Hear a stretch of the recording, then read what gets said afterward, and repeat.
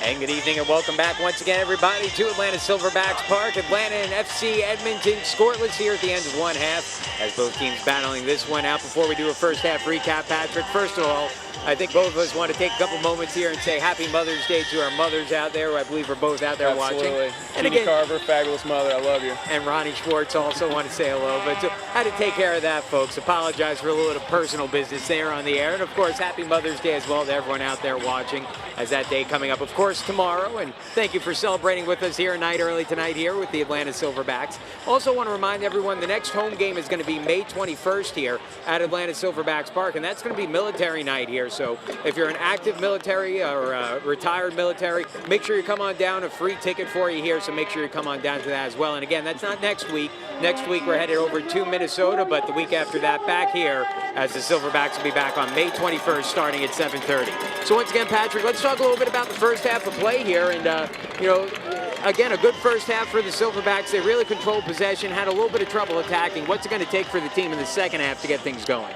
Well, they got to find their difference maker. As we talked a little bit about with Kieran, I think the move that bringing Rafael Cox is going to help that out a lot. They need somebody running in between the midfielders and the defenders, finding those little spaces, getting the ball at their feet, turning, making things happen, okay? That's what they need to do in the second half if they want to get goals. Last touch by Opong, and throwing up coming here for Ruthven.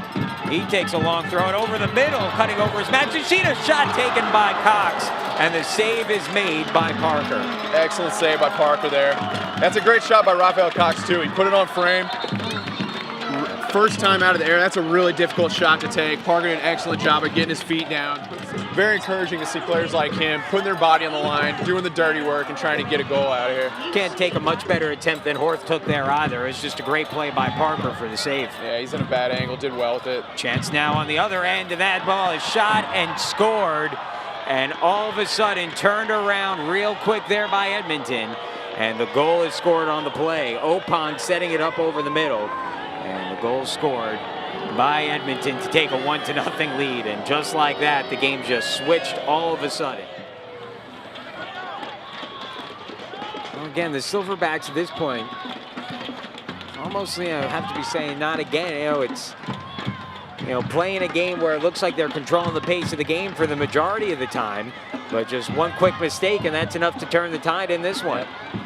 Well, it's been the story, not just this game, but I mean, all the home games that we've covered.